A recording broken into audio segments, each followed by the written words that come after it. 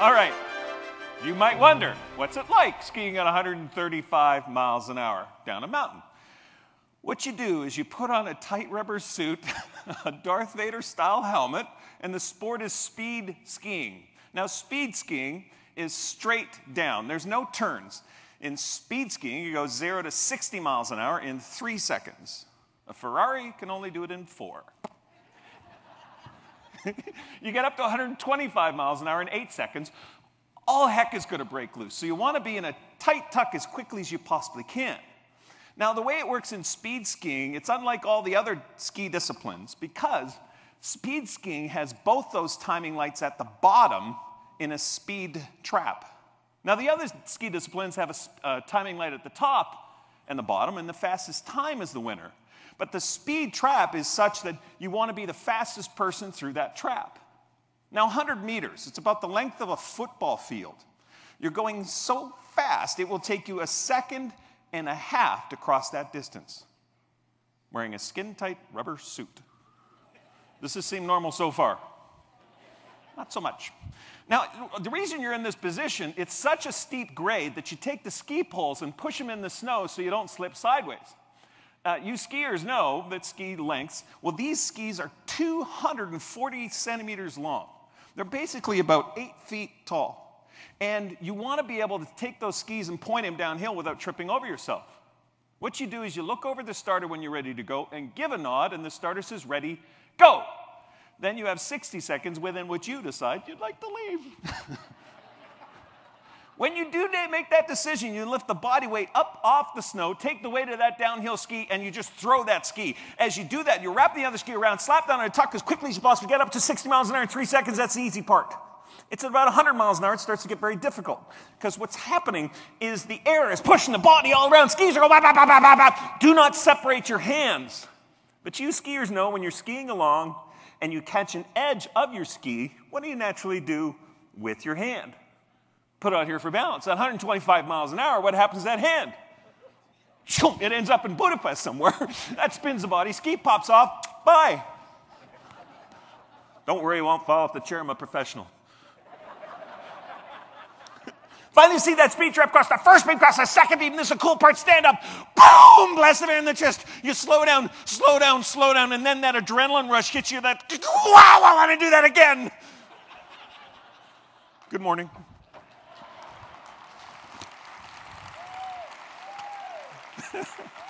Thank you for clapping, because you should have seen the look on your face for the first couple minutes of that one. I'm going to tell you right now, it is a holiday up here, so you might as well come along. There's an Olympic journey in front of us. You know, I was flying here from Dallas, and you were on my mind. You've been on my mind for months, actually, because we have the Olympic Winter Games just around the corner. And this story, I mean, I could jump up and down on your furniture and tell you my story of this, as Toby mentioned, recreational skier, weekend skier, to the gold medal round in the Olympic Games in just 4 years. That not only is crazy, but it's stepping into a very, very competitive landscape. And how would you do that? How would you compete? What kinds of things would you do to get that far, that fast?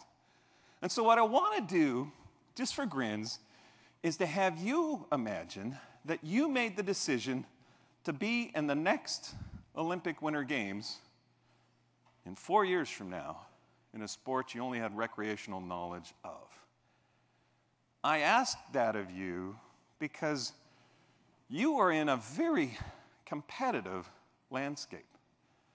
The landscape of providing people and families and couples and whatever their story is, an experience. And whether we like it or not, we're all trying to vie for that share of a person's experience. And if they remember us, they tell others. If they have an experience, people never forget an experience. And it's also something that's fascinating about this job, because as a speaker, my job isn't just to give you content, isn't just to deliver what I'm hired to do, what CenturyLink paid for. It's to provide you with an experience. And if it's done well, you will tell others. So let's go on this Olympic journey, if you will, together, that you made the decision that you're going to be that level of competitor, and to internalize this. But bottom line, I stood on your chair because I wanted you to prove that we're just going to have fun. Deal? All right, let's have fun. Let's go on our Olympic journey. Yet, the number one question you get asked is, how at 26 years old did you just decide to go to the Olympic Games? And it didn't happen that way. Folks, it starts with a seed that's planted. I was 14 years old, walking by the television set, saw the opening ceremonies of the Olympic Games on TV. The electricity was coming out of the TV. I mean, there was athletes marching for the countries, and it was like, that would be the coolest thing. I would love to be an Olympic athlete. Then I remembered I indeed played clarinet in the band. And over the course of these years, we have defining moments, don't we? Let me ask you this question. How did you end up in this chair here today? How did you end up here? A defining moment is a moment of emotional intensity where you start to find yourself in a different position, a moment where it defines who you are, and that's followed by a decision. And we're creatures of what? Habits. We're creatures of decision-making habits as well. And so we make decisions along the way, and we don't really know unless we look back over our lives to see which of those decisions have become habit. And the decision at that moment of 14 years old to see the opening ceremonies of the Olympics on TV, that decision was to walk away, not to engage in the experience, but to walk away. That would show up again and again. 16 years old, another defining moment. High school. Now, this was May. Remember on a Monday, seeing Jill Kudrick. Now, I see her face as if it was yesterday. She would smile and the world was a better place. And Jill passed away that afternoon from heart failure. She had something wrong with her heart. And so on the Friday, we're all going to Jill's funeral at that tender age of 16, 17. Think back to your high school years. Remember how we thought we'd live forever? Remember that sense of immortality? You might have teenagers putting you through that right now, right? That sense of immortality. Unless tragedy happens, unless a defining moment happens, a moment of emotional intensity where you're sitting at the funeral of a friend going, oh, life might be shorter than expected. And right then and there made a decision to do everything at least once. If something new would come by, the answer would always be what? Yes, right? Do everything at least once. Of course, as long as it was moral, ethical, and legal. Think of legal as a guideline rather than a rule. Anyway, so wandering on through life, trying new things, doing new things. You know, I packed 4 years of education into 6 years. It's a very grueling time. I actually took a year off and decided to backpack around the world at 21 years old. And the beginning of this world trip started in Brisbane, Australia with the Canadian national wrestling team. Where's my Canadians in the room? All right. Americans, hide your beer. That's all I'm saying. I thought that was funny. Anyway, so maybe it's truth hurts. Okay. So to join the Canadian national wrestling team as the videographer, what ended up happening was you're consistently confused as one of the guys on the national team. And people are waving, hey, Canada. I'd wave back, hey. We were signing autographs at certain points. Oh, it was just leaving Australia. Now, the customs official, now you picture this customs official who, I'm only 5'9", but this guy was maybe 6'8", 6'7", something like, he was a mountain. And the customs official saw the blue passport, had this special visa, and those eyebrows went boop, boop, like this. And he said, mate, were you in the Commonwealth Games? I looked at him and said, yep. You know that voice that goes, don't go there? He says, well, what sport were you in? And I went, oh, wrestling. And then he goes, did you win? I went, oh, yeah, no, I didn't win. He said, well, how'd you do? Fourth.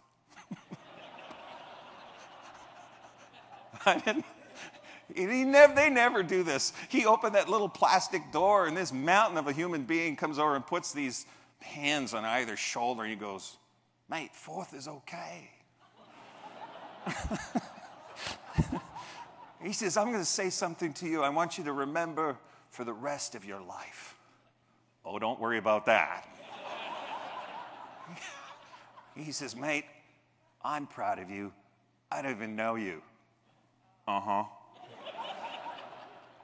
You know what, mate? Remember, your country is proud of you. But most importantly, never forget your parents. They're proud of you. Thanks. Got the passport, walked away, and never got busted in that lie. But oof, what a defining moment, right? What a gift at 21 years old, a moment of emotional intensity to say, if you didn't earn it, it's not yours. And that kind of experience can lead to other decisions in the future. So not all decision-making habits are ineffective. Some work and serve us well. Back from this world trip after a year, and somebody comes up and says, Vince, do you want to try luge? What's the answer? Yes. Followed by, what is it? You know what luge is, right? The luge is where the one-man sled where you lay on your back going, help, all the way down. So, a bunch of us go to Lake Placid 2 weeks before the national team is due to show up. You see what's kind of unfolding here. And so after a couple of weeks, you and your buddy, Bob Gasper, corner the national team coach in Lake Placid, who's on the clipboard. You say, Coach, man, it's been a dream ever since you were kids to compete in the Olympic Games. And the coach looked at us and said, what sport? We went, well, luge. Never forget what the national team coach said. She looked at us, cocked her head sideways, and said, but you suck.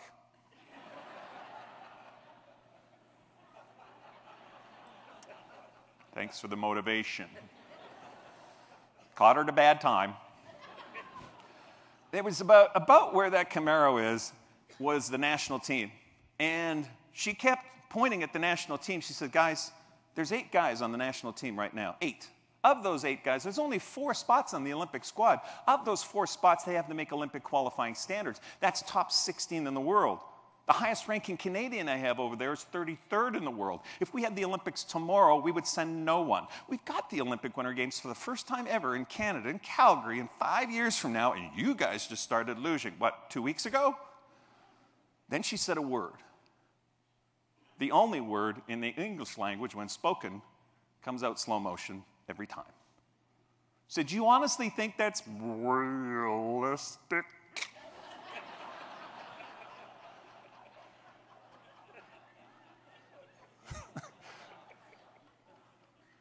Got the message, went home and quit the sport of luge. A moment of emotional intensity, a defining moment, was followed by walking away. How many times did yours truly have to do that before you realized engagement is stepping in, not away? Let's fast forward to the opening ceremonies of the Olympics in Calgary. 5 years later, after, by the way, Bob Gasper, who heard the exact same message from the national coach, he went home, quit his job, bought a luge sled, and went to Europe to luge. Do you have neighbors? You just watch them out the window thinking, cuckoo.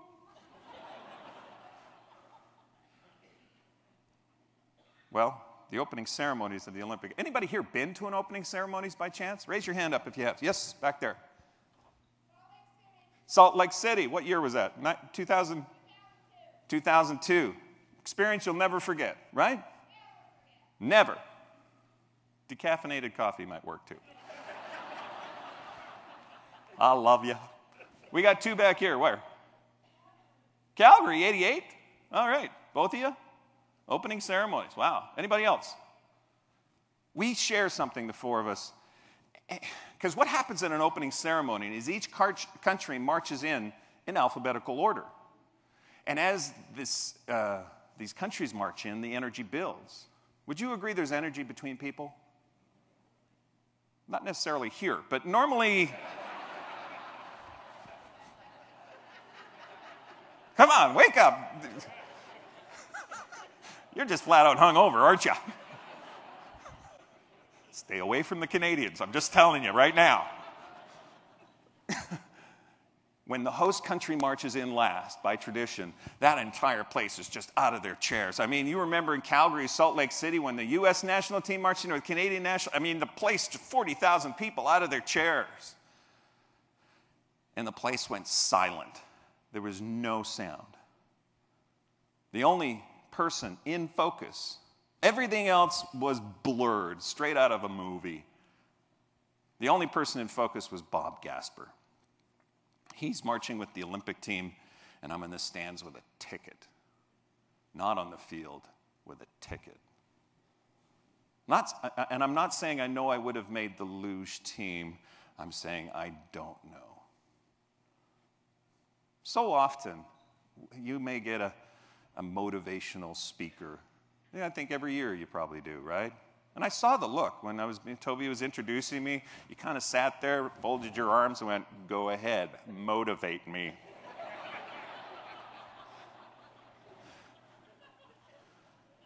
And we talk about, what do you aspire towards?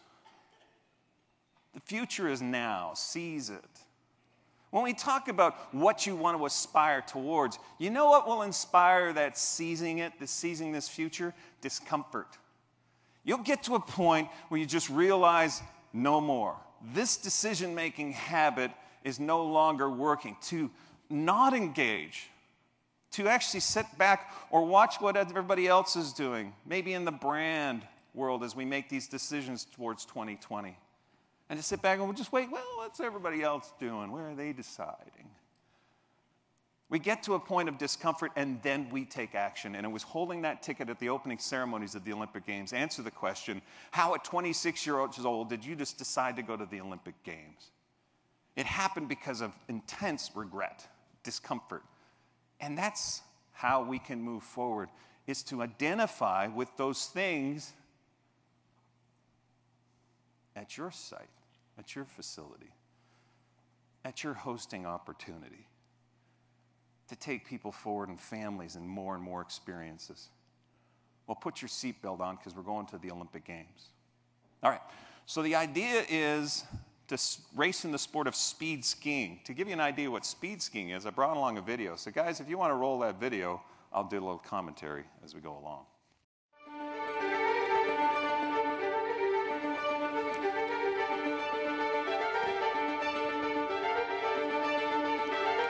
Okay, like I mentioned, 0 to 60 miles an hour in 3 seconds, up to 125 miles an hour in 8 seconds. All heck is going to break loose, so you want to be in a tight aerodynamic tuck. We have a saying in speed skiing, it's safety last.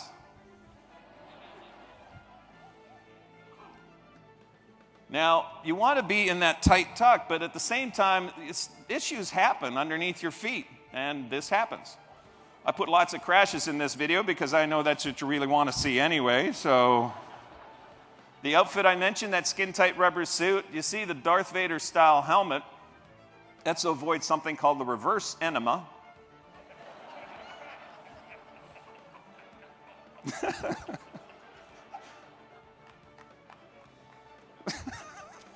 You're still going, what does that mean?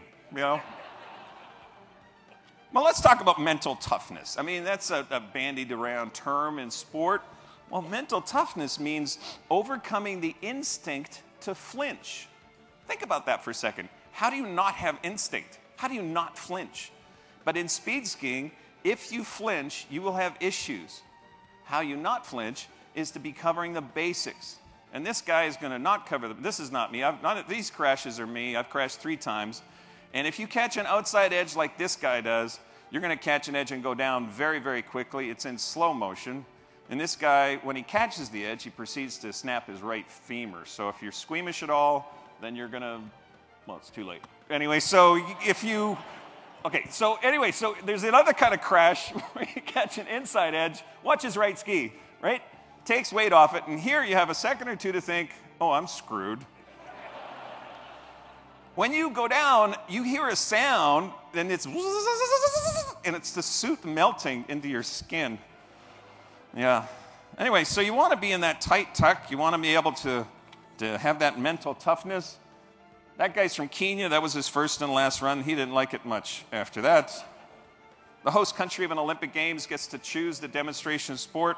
In this case, the host country were the French. They had the biggest tracks. You see, they're hosting the Olympics, so they want to pad their medal count. So they had speed skiing at the top of their list when they got the Olympic bid, because they felt they'd lock up not just gold, but silver and bronze as well. As this story unfolds, you'll discover there was one particular Canadian guy who decided that the gold medal would go home to his country. That's the sport of speed skiing. There's no longer demonstration sports in the Olympic Games, so speed skiing was in one Olympic Games in Albertville, France, 4 years after the Olympics in Calgary. There you go, speed skiing. All right, thank you. Point of clarification as well, speed skiing has lobbied to get back into the Olympic program. It lobbied very hard to get into the games in Nagano, Japan, but it was beat out by the sport of curling. How many curlers do we have in the room? Yay, curlers! Hide your beer. Hide your beer from the Canadians and the curlers. I was in, you'll appreciate this, curling lady. So I'm in, I love curling. Why? Okay, so, so I'm in Atlanta, and I say something about curling, and you can tell a guy beside this woman turns and says, what's curling? It's happening right here. She's explaining what curling is to her, right? Did she do a good job? She says, okay, first you get a broom, and then you got a rock, and you're going, really? Yeah. Then this athlete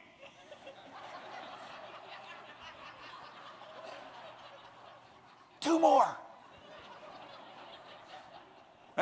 Anyway, the man turns to the woman, unlike your experience. He goes to her, what's curling? She went, you know, curling.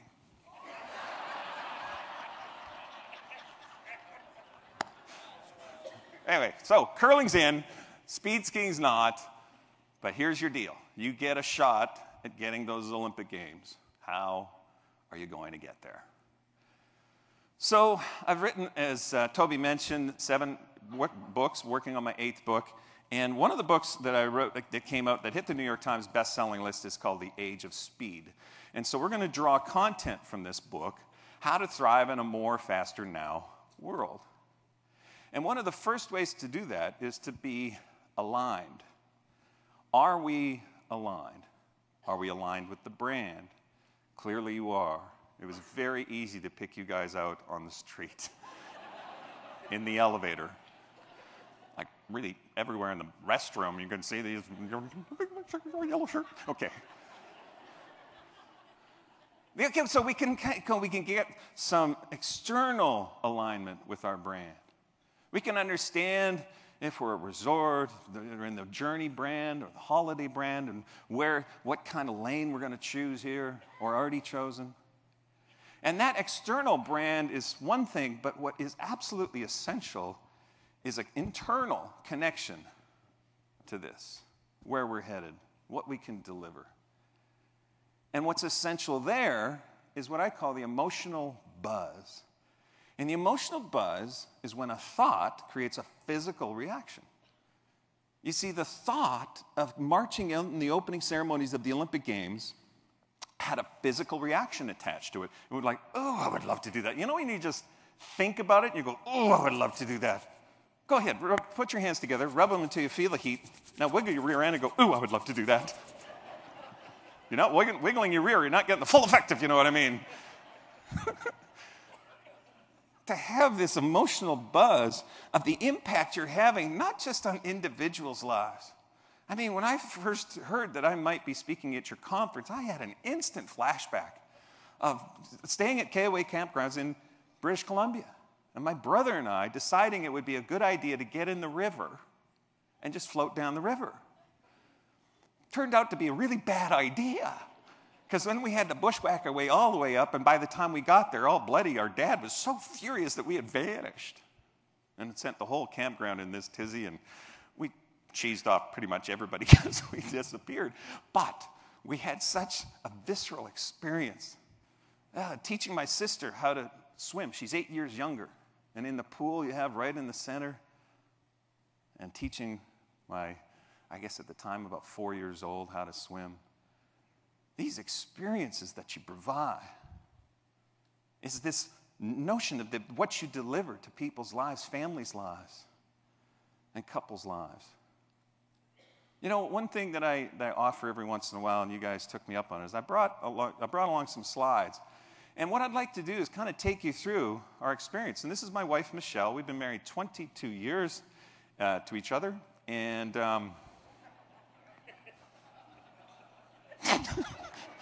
we went to the Dallas-Arlington KOA. In fact, we went for dinner first, and then by the time we got there, we were a bit of a late check-in. And there was a little note at the back in our late check-in with an envelope, and it was very welcoming. And then there was a little Post-it note, which I noticed that was also at the Renaissance. They got these little Post-it notes there. And then she loves her dog, Cosmo, and there was a little doggy bowl there, and we stayed at the Cavco cabin.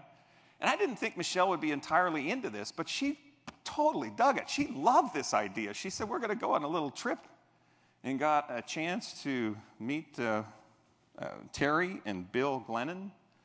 And you see a picture of Terry and I there. We had a chance to just hang out a little bit, told them about their facility and the kinds of things. And we had a firsthand experience of a deluxe cabin, which wasn't the first experience, the only experience I had with KOA. It just extended and broadened my perspective on what it is you offer. And to have these opportunities to provide more experiences. You delivered an experience for Michelle and myself. Thanks, Mike. And so to have this KOA experience that you provide, the more times you can provide that emotional buzz, the more you will create a buzz in the external world. So it has to start within here. I guess the question is how? Well, would we all agree the mind is more powerful than we even truly understand? This is the interactive part of the program. Yes. And would we all agree that the mind and body are connected? Sure. So if the mind is really powerful and the mind and body are connected, does it not make sense that if a thought has a physical reaction, it's a thought worth paying attention to? Yes. There's something called female intuition. Women get that. So this part of the presentation is just for you, just the men in the room. You ready for this one? Thank you. Sometimes it doesn't have to make sense. The women are going, yes! Sometimes it just has to what? Feel right. Sometimes it just has to feel right. Okay, let me give you an example. When you're an athlete, you need sponsorship. So you go out and get sponsorship. Here's a rule of thumb. Nobody sponsors nobody when you're nobody. So you have to be your own sponsor, at least at the beginning. That's why at the time I went into real estate sales. Had it all figured out. I'd sell about 50 or 60 houses in August. You experience something fascinating with a couple you're sitting across from because you ask them for what makes sense, the data. Give me the data. Well, how many bedrooms are you looking for? 4 bedrooms. 2 stories? Okay, so you're writing all this down, price range, you got that location. All the data goes into the computer, and out of the computer spits the best 5 choices. In a real estate school, they tell you, take them to the best house first, then go to the other houses. The first impression, they'll come back to the first house. That's apparently a thing. Didn't ever work. Because the data had nothing to do with what the experience is. Are you following where I'm going with this? Yes. So we walk into a house, and the data said this is a superior house. And I know, because of the data, it's a superior choice. We walk in, And the wife looks around, the husband go, nah, no, not this one. And then it only gets worse from there. We go into the next house, and they go, no, not this one. And then we go, by the time we're at the 5th house, we go, no, just keep driving, keep driving. So then, a little confused, trying to start finding any house. I'm trying to think, and this happened over and over and over again. I'm going to make a sweeping generalization. Just stick with me. Because we'd walk into one house, and the wife would go in the middle of the living room, put her hands out like this, and go, this feels right.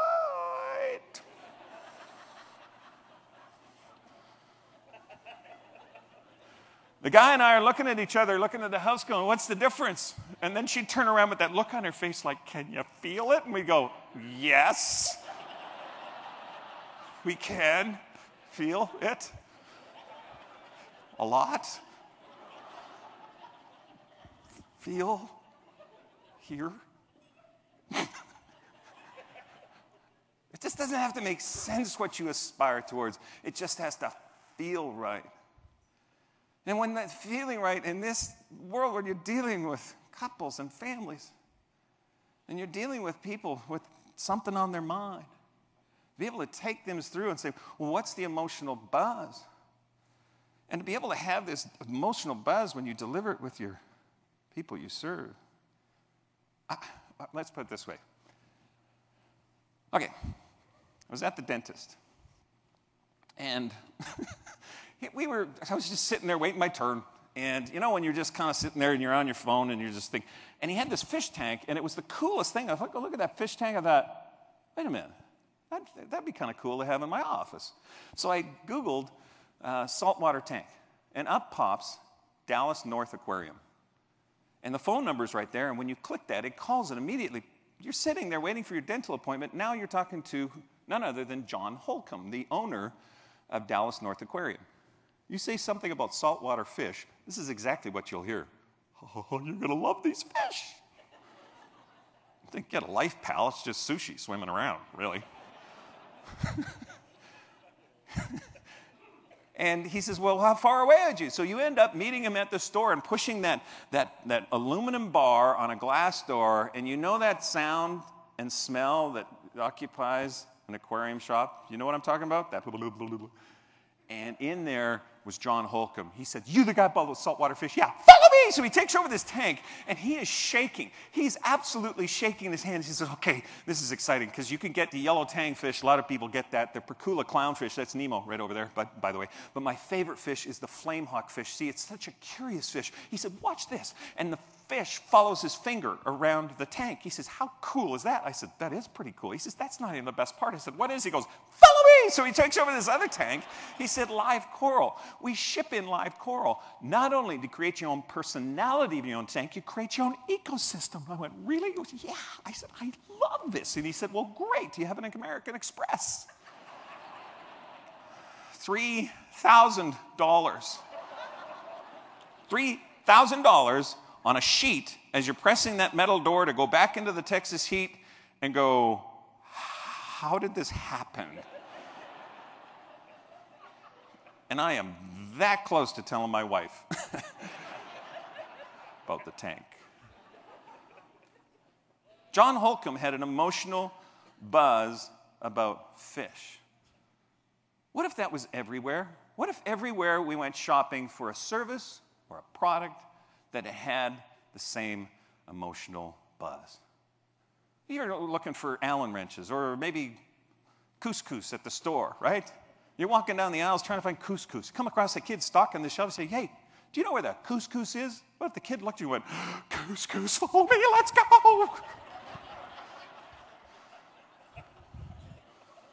What if somebody comes up to you and says, tell me more about VKR? VKR.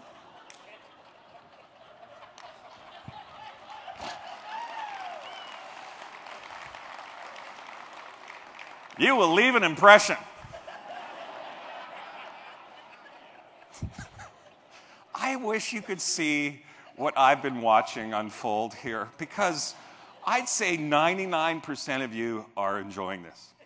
And I'd say there's 1% going, this guy is off his rocker. Well, we're going to have fun.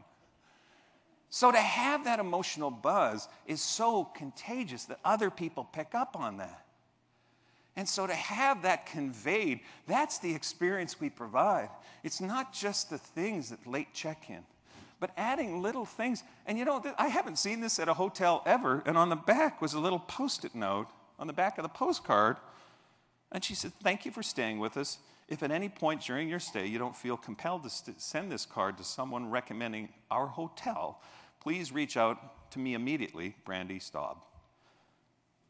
But she wants me to send this postcard. That's not a big thing, but they did a great job, so why wouldn't I put a little postcard and give them a little promo? Do you have to do that where you work, where you live, where you provide your service? No, but those little experiences provide that. This one was my favorite. It's on the mirror. Did you see that?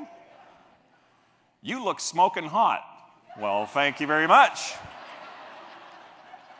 I did not have that thought coming out of the shower going, "Oh, for the love of God, lose some weight." But apparently, I look smoking hot.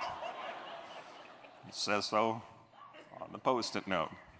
"Please don't smoke in our guest rooms." Oh, yeah, very funny. Okay, so I'm not smoking hot. So adding those little Post-it note ideas, or your doggy dish for Cosmo. I mean, goodness gracious. The little things you do and the extra experiences you provide, that's alignment. That is alignment. And so when we are that aligned on this Olympic journey to get to the Olympic Games, it wasn't aligned with what was realistic. It's not realistic that a guy who'd never ski raced before is going to ski in the Olympics in 4 years from today. But it felt right. Pursue that. Pursue that feeling. It then qualifies you in the age of speed for the next quality we're looking for, which is agility. We got to be agile. The more agile we become, and the larger we are, and you've been around since 1962. So you have all sorts of chances to get stuck in a rut. But to be able to be agile means that we respond to a changing marketplace. And we learn what SEO means, search engine optimization, and we start to participate in social media and hashtags.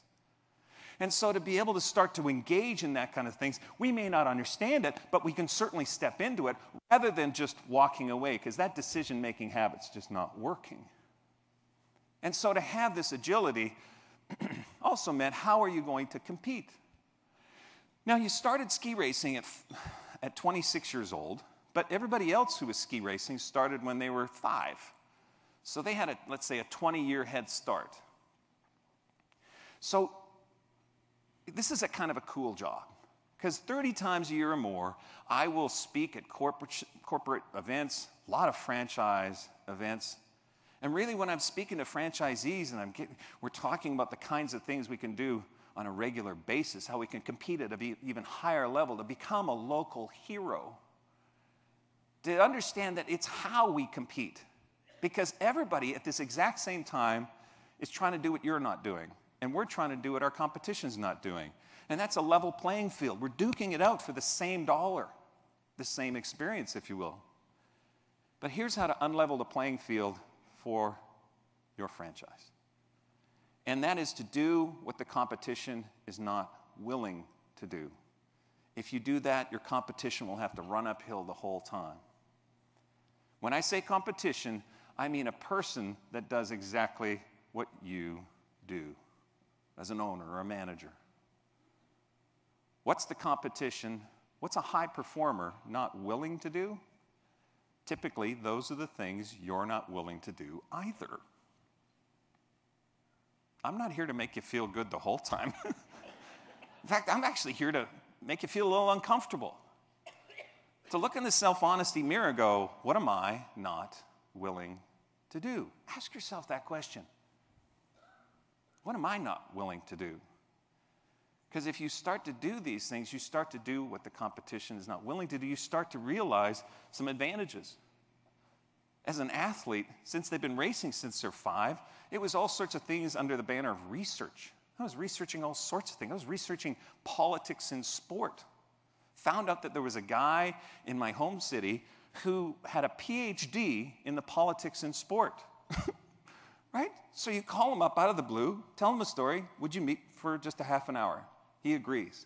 And in that half hour, you learn more valuable stuff on how to frame how you compete. Is that a big thing? The heroes in America, Canada, around the world are the ones that work harder, drive, and push through. The Olympic motto is Citius, Altius, Fortius, which is swifter, higher, stronger. Well, let's add one more. Smartius. Let's just work smarter. Throw yourself into research. Find out the kinds of things that you could actually do better. And take some ideas from your competition. You know, the Renaissance Hotel downtown Phoenix for a convention might not be your direct competition. Well, you know what I'm saying. Some ideas that you could just add in there, like these Post-it notes. Do what the competition is not willing to do. At the library, there's whole sections on aerodynamic principles. There was a book there, it was called The Love of Laminar Flow, Aerodynamics, and You. How many athletes are reading the book, The Love of Laminar Flow? None. And in there was a phone number for the wind tunnel at the Boeing factory in Seattle. Called up Boeing out of the blue and say, and oh, by the way, when you call this number, you hear this, wind tunnel. Say, hey, can I get in your wind tunnel? And the guy said, who are you? I said, well, I'm a speed skier. He goes, what's that? I said, well, I wear a skin-tight rubber suit and a Darth Vader-style helmet. The guy said, wow, that sounds kinky, but this is Seattle. Come on down. Just before we hang up, he says, by the way, it's $1,000 every 15 minutes. Make sure you've paid in advance. Oh, could you sneak me in? Nope. Federally regulated facility. Can't do that. Roadblock. Obstacle. The second you hit an obstacle or roadblock, if you do what the competition's not willing to do, you come up with solutions right away, which are a friend with a fast car. Got Peter Workham's car, went up to Kananaskis. Peter owned a BMW M5. It went like stink. It was very fast. And Peter was more concerned about me scratching the top of his car than me popping off his car. Got in my pink rubber suit. It was pink because it was free. Hot pink, by the way. Darth Vader style helmet on top of Peter's car, climbed on top, boom, boom, boom, boom, took off down the road. At 100 miles an hour on top of your friend's car, you start to learn a lot. A lot about people, actually. People coming the other way. Because you're looking at them, they're looking at you, and you realize they think you're luggage. The biggest fear was not crashing the car. It was getting arrested. I'm wearing a pink rubber suit. Never mind. Okay. Now, do what the competition's not willing to do. Staying the course using things like gold dots. And gold dots, I put one on the chair here, and the gold dot is a trigger for an emotional buzz. So I don't know, my camera guy, if you can see that, I'll pick it up. So there you go, the gold dot right there. And that trigger for an emotional buzz was, I'm the fastest speaker in Canada, top 10 in the world. Every time I saw myself, I'm the fastest speaker in Canada, top 10 in the world. You know, see a little gold dot there. I'm the fastest speaker in Canada, top 10 in the world. The gold dot is a trigger for an emotional buzz. When you see that gold dot, you go, oh, I'd love to have that. You got that, oh, that emotional buzz. Oh, I'd love to have that. Gosh, the emotional buzz is based on this research by Dr. Lee Poulos out of Vancouver, Canada. I mean, Dr. Poulos found that in a second of time, your conscious mind processes with 2,000 neurons. 2,000 neurons in your conscious brain in 1 second of time are firing off at the same time, and you're having thoughts right now. You might be thinking, I like bacon, or I don't know. You might be thinking, I'm enjoying this presentation. You might be taking notes. You might be looking up here going, man, he looks like Phil Donahue.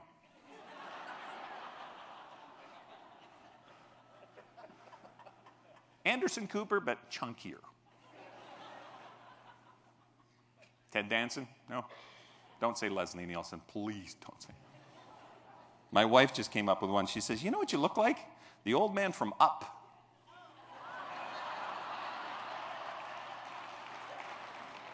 Oh, you're clapping for that one. Good, okay.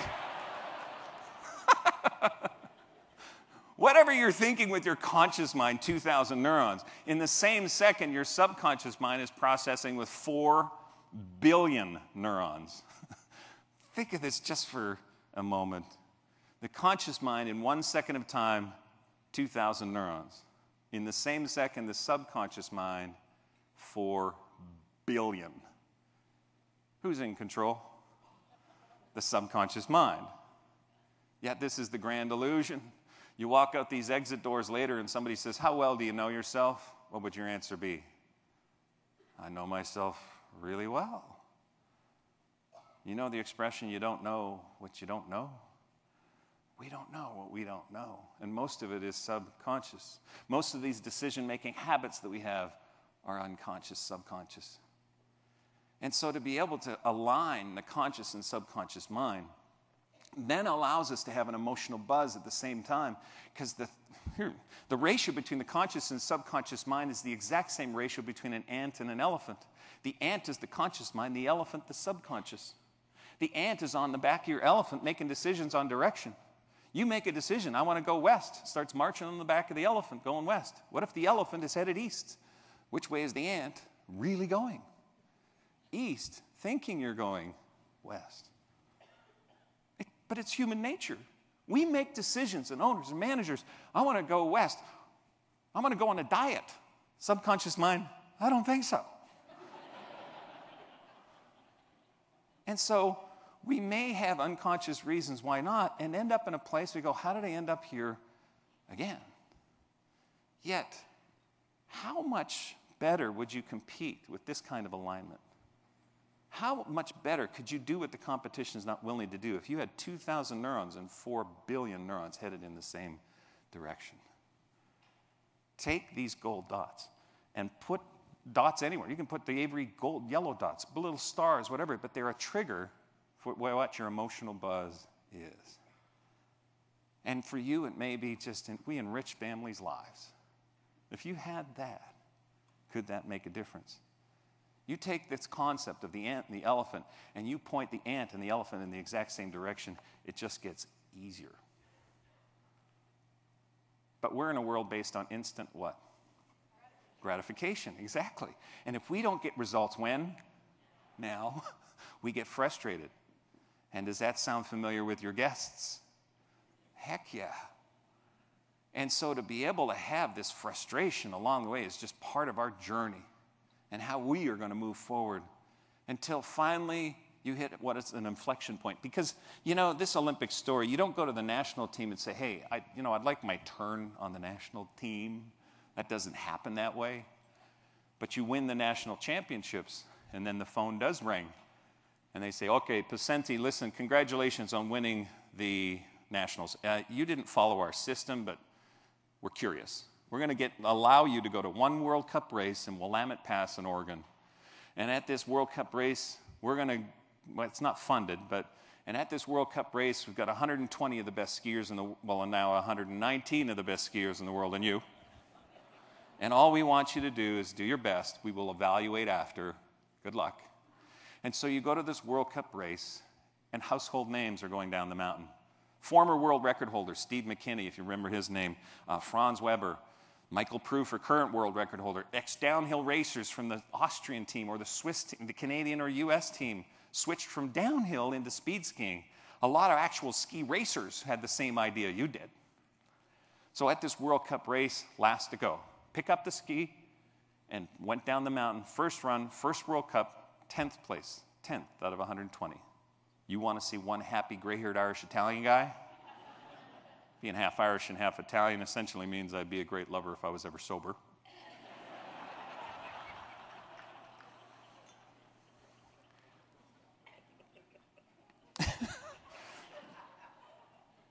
Was it a fluke? Next run, 8th place. Next run, 6th place. By the semifinal run in a World Cup race, 4th place. 4th. You want to know happy? This is happy. In fact, let's do happy together. We've been sitting for a while. We may be a little tired. Please join me in standing. Now, not on the chair, though. The floor works fine. All right.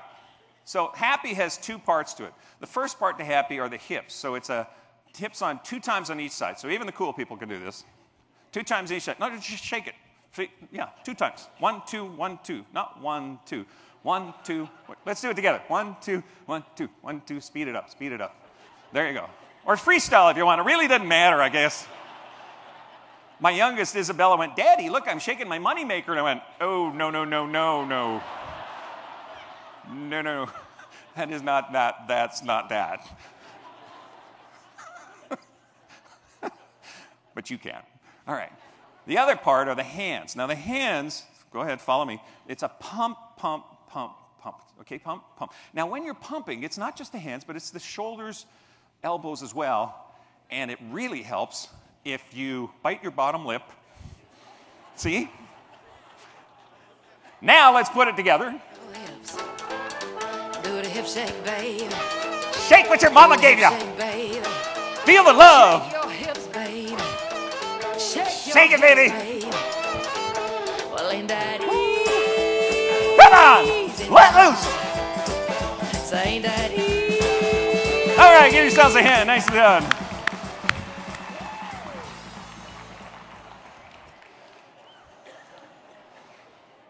Wow, so many to choose from. You know, 3 categories in this room. And you kind of exposed yourself a little bit. Yeah. Because category number 1 stood up, realized what was happening, and went, I hate this crap.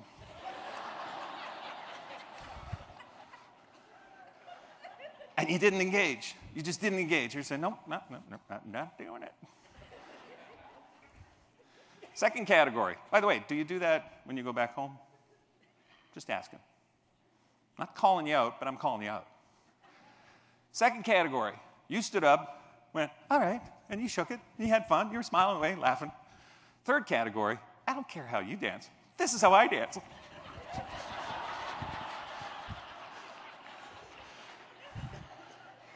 You're right. She's going like this. You, and you, the guy with the baseball cap, and the lady over here, truly innovative dancing I saw over here. So I'm going to give you a present. Come on up here, guys. Yeah, I'm going to give you the books. Come on up here. There's the Age of Speed and The Ant and the Elephant. Come on up the stairs here. Make it official. Now we'll give ladies first. Lorna, which one would you want? The Ant and the Elephant, or Which one? you're picking a book based on color? No, see, I like color. Okay. There you go. But before I do, I don't think it's fair that only I got to see you do the happy dance. And Cody, you're in on this too. So come on to the middle of the stage here. Ladies and gentlemen, I present to you, you're right here. I present to you, Cody. Oh my God, I do the humor, okay? So, ladies and gentlemen, I give you Cody and Lorna doing the happy dance. Hit it.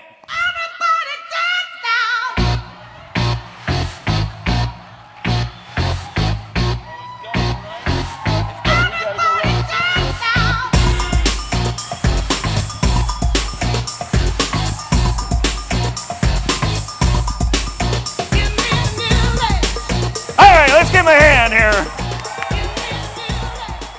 You're good sports. Okay.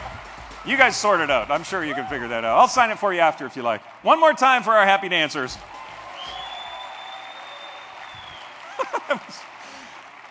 That took a lot of time. Okay, we got to keep going. I'm running out of time here. One more hand for these guys. Well done. So the national team says, well, yeah, you're ranked the top Canadian. We'll let you go to another World Cup race in Ulas, Finland. Any Finnish people here? Finnish? Yes.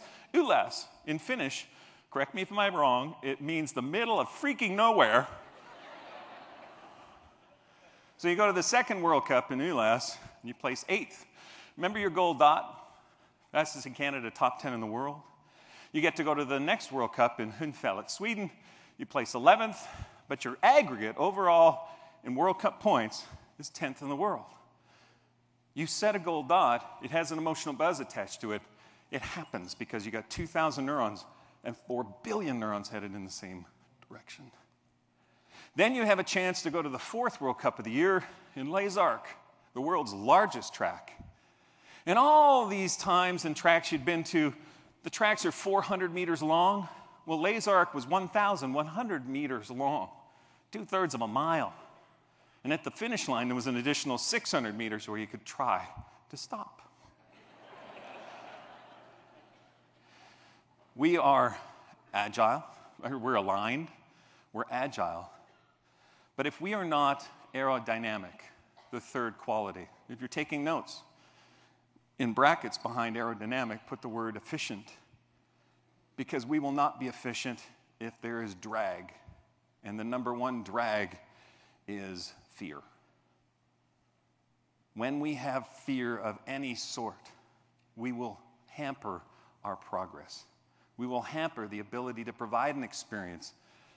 We will stand in our own way of engaging. And so you're eliminated, I was eliminated in the second round and realized there was a secret to doing well at any race. And for you, every day is race day. And the secret was very simple: have fun. Because fun is contagious. People want to be a part of that.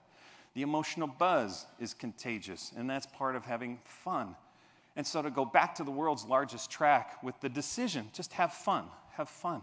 You know, I was going over my notes. I went backstage and I was going through my notes again. I really want to hit all the points. It's been a lot of work. Stacy has been wonderful to work with. Gave me all sorts of information. Darren, you too, just being able to bring me up to speed. And then I went, well, wait, have what?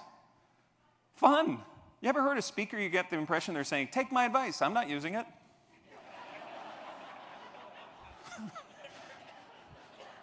Qualified for each of the rounds, the semis, the finals, just having fun prior to every race run. And looking down this mountain, I want to be the shape of a bullet going through the air. That's right, my body shape, shoom, through the air. That's right, I'm a bullet. And then I remembered, have what? Fun. Now I need somebody to be a French starter. So I'm going to pick a lady whose right arm is on her books or something. She's a brunette. She's got short cropped hair, very beautiful. She's looking to her neighbor on her right now. Now she realizes who she is. Okay. What's your name? No. Sorry, Shelley, but you're further back there. No, now you're pointing behind you. No, Jill. Okay, sorry, Jill. Now, Jill, I'd like you to be French, okay? From France. So your job, Jill, is to go, ready, go, okay? Now, when Jill says, ready, go, she has a 60-second stopwatch. If it hits 61 seconds, then Jill's stopwatch will beep very loud. Then Jill's job is to stand out in front of you and go, you're disqualified. Out of the way.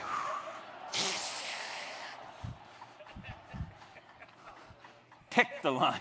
That's right, I'm a bullet. And then remember, have fun. When you're good to go, you look at the starter, give a nod, and she says, it's kind of a confused Julia Child, kind of a little.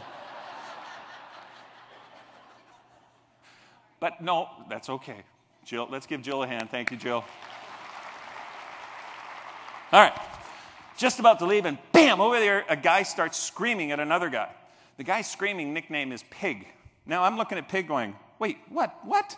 And nobody could believe Pig was screaming. If you went to a PGA thing, it would be similar to the guy teeing off, and you come up behind the guy just about to hit the ball and go, hey, like this. So nobody could believe Pig was doing this. They got rid of Pig. Where was I? That's right, I'm a bullet. Forget about Pig. Forget about Pig, have fun. Looked at Jill, the French starter, give a nod, and got the blankest look. Looked back at the starter, give another nod, still a blank look. When in France, do as the French do. I went, well. And the starter gave a look back, much like what 13-year-old girls have perfected. You know this look?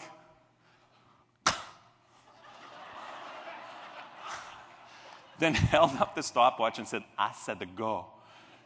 Don't know how much of the 60 seconds eaten up, so picked up the ski, slapped on the tuck before I knew what was going on, talking aloud to myself. Vince, get focused. That's right, I'm a bullet. I'm a pig. Then I started to think, well, you are wearing a pink suit. And you know how you give yourself the giggles? I'm thinking, the pig on skis. And started to laugh. This, If you ever go to a speed skiing race, you hear a sound. It's unnerving. This human body going by, this wow. And if you listen carefully, you hear this, help. This is what they heard. First beam, second beam. Then remembered where I was. Got to the finish area, knowing I'd blown it, looked up on the speed board, and when the record was 126 miles per hour, what was flashing was 130.1 miles per hour. Underneath, it was flashing new national record. I'm thinking, but I was a pig.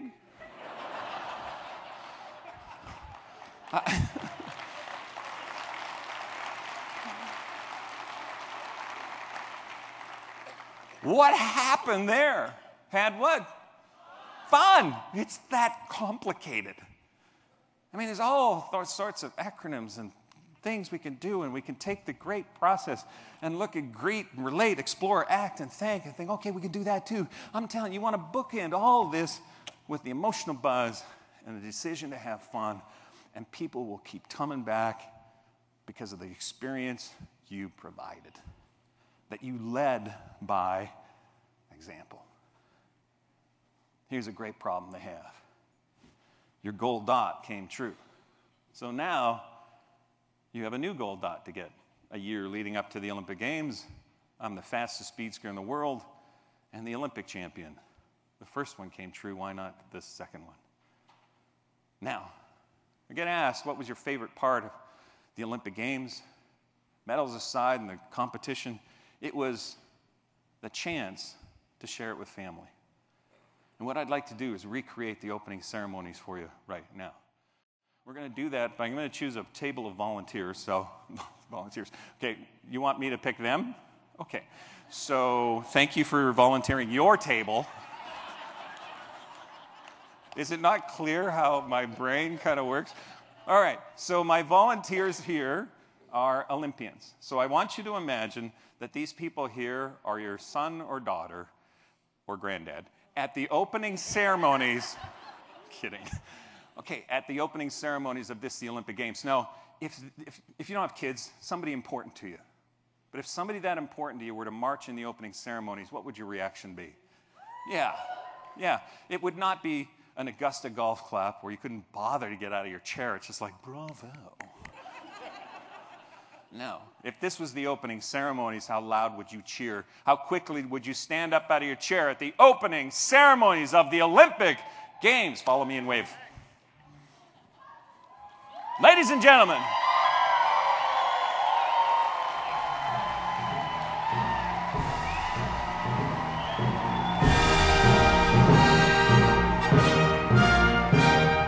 keep waving. Congratulations, you're on the Olympic team. You're on the Olympic team. All right. Okay, lead the way. Lead the way. There you go. There you go. Lead the way. There you go. Congratulations.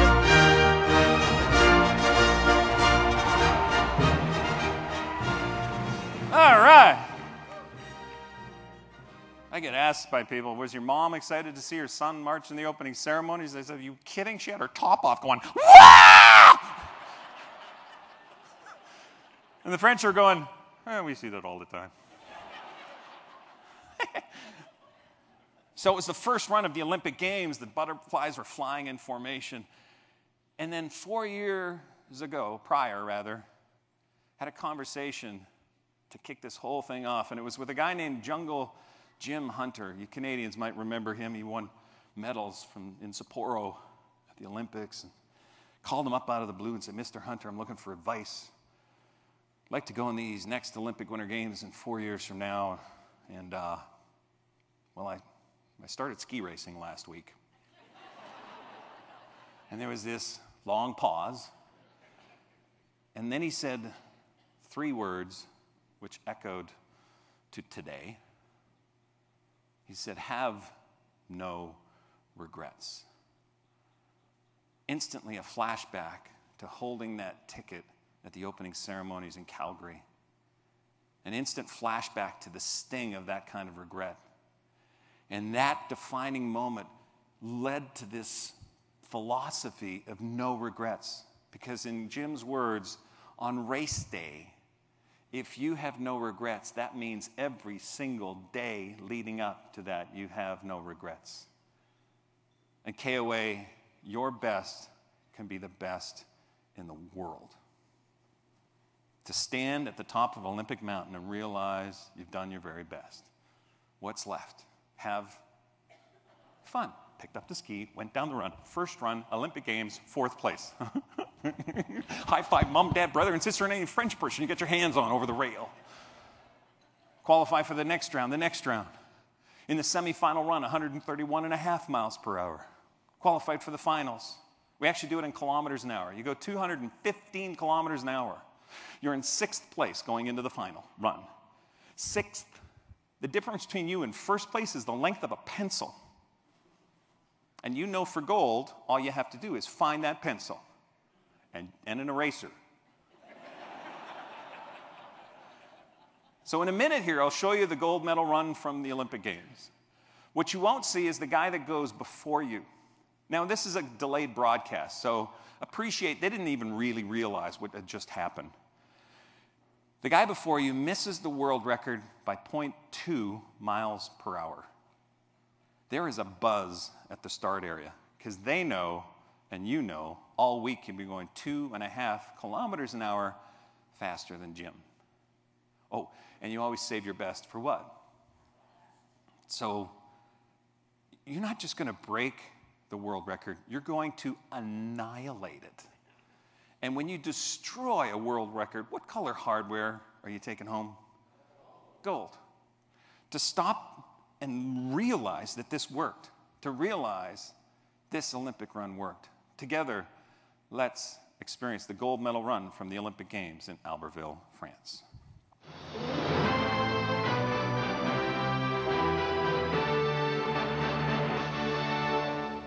Welcome back to live coverage of the 16th Winter Olympics. More on speed skiing. They're going so fast, let me tell you, that if air gets in that uniform, they literally blow up and look like the Michelin tire man coming down the mountain. And one other thing you should note, if they fall, that is fall on the course, they're going so fast, you talk about rope burn, the uniform literally melts into their backside. It's an unbelievable sport, a demonstration sport here. The men's portion, once again, here are Brian Dan and Curry Chapman.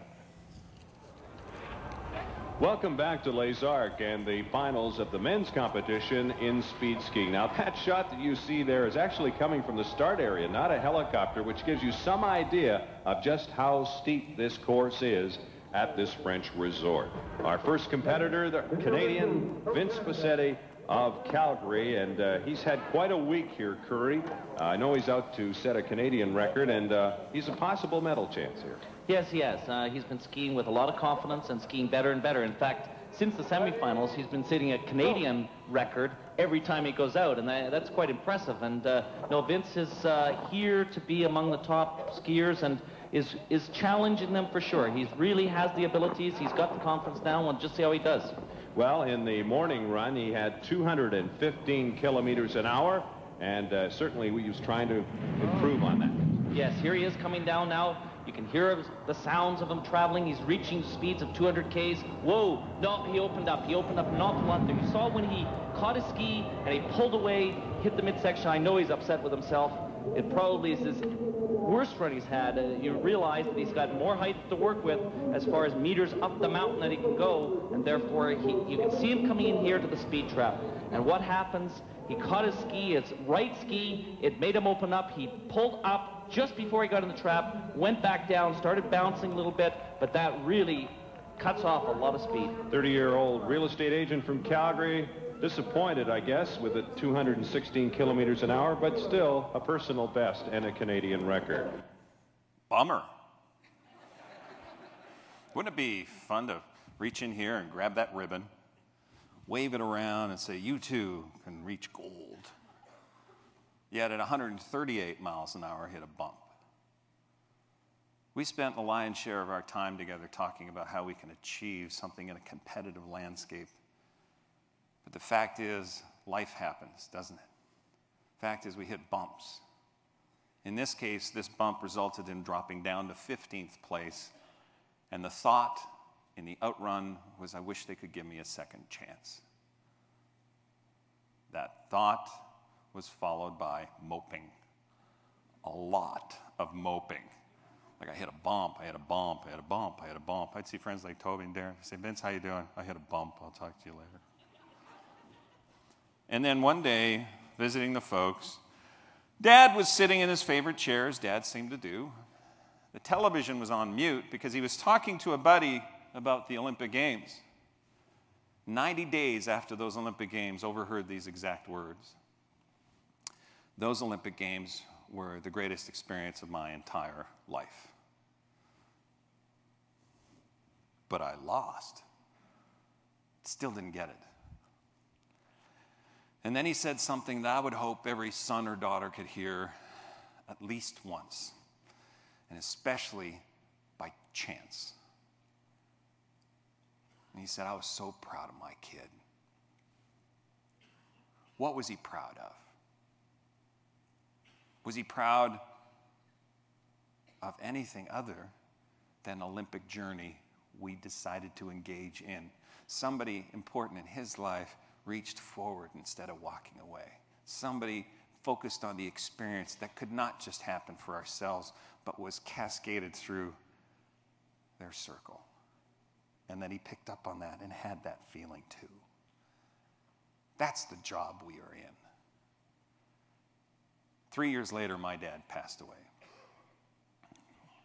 When he was diagnosed, they gave him 3 weeks. Get your things in order. This could be 3 weeks, is how they word it. Yet we had a year together, and we had a ball. We had so much fun in that final year. If you think I got a sense of humor, you should have met my dad. He had a brain operation. He had to relearn how to walk, and we got to the front door. I said, Dad, you ready? And he says, yeah, you want to race? We're all going to hit bumps, folks. We're going to hit software bumps. We're going to hit personal bumps, relationship bumps, financial bumps. But we're not alone on this. And when we hit a bump, we keep moving forward, don't we? We engage again. And folks, it felt like it was over at the Olympic Games. But guess what? I get to do this for a living. And when I started in this business, there was zero demand for Olympic athletes who didn't win in the Olympic Games. Sell that one. I've run out of time. Let's take one final run down the mountain together. I'd like you to imagine that emotional buzz, that impact you have on families' lives, your guests' lives, and how that cascades through their families and your own family's life. And let's take one final run down the mountain, or imagine that. So I'm going to ask you to please join me in standing. And by the way, take your chair and face this direction. So your chair is beside your left leg. Chair's to the back of the room. Your left hand is on the back of the chair. In a second here, I'm going to ask you to put your left foot on the chair. So the chair is that side. You'll get it. Just oh my gosh. The front of the chair has to be touching your left leg. She's with me. All right. So if you have a trick right knee, don't do this. Just don't do this. If you're wearing a dress, your choice, quite frankly, but take your left foot and put it towards the back of the chair. Now, your right foot, if you want to just glance down, you can see there's 12 inches from the front of the chair to your right foot.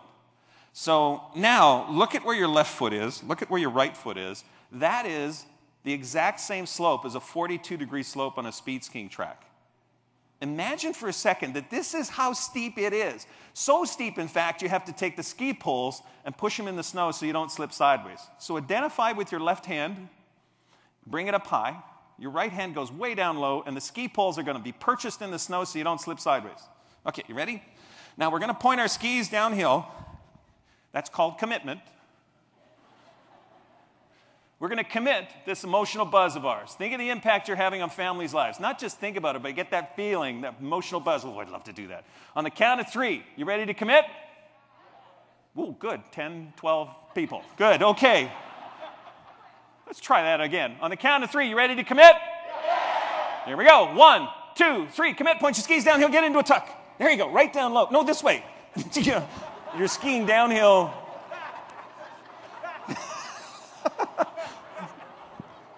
Love the enthusiasm. All right, you got to get way down low. Actually, sit back in the chair. It's way more comfortable that way. All right, All right, you're picking up speed 60 miles an hour, 100 miles an hour, 125 miles an hour, but you will not break your tuck, and you cross the first beam and the second beam, and all of a sudden, this mountain you set out to conquer is behind you. You look over and see the numbers, how well you did, your score. But most importantly, you see your family. Not just your family at home, but your KOA family. And when they've seen you follow that Olympic journey, you can't help but feel, I want to do that again. God bless. Take care.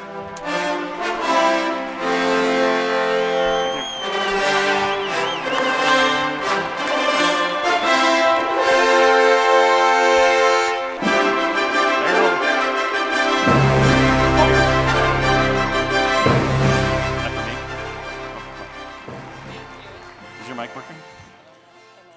You can talk into my... Oh, we should never stand close together. No. I just wanted to thank you, Vince. I think we definitely had fun, right? Awesome. And next time you tell that story about the pencil length, we're thinking maybe it could be a KOA pen length. Ooh. And you can think of us every time. I will. I'll think KOA. Thank you. Thank you. That was us.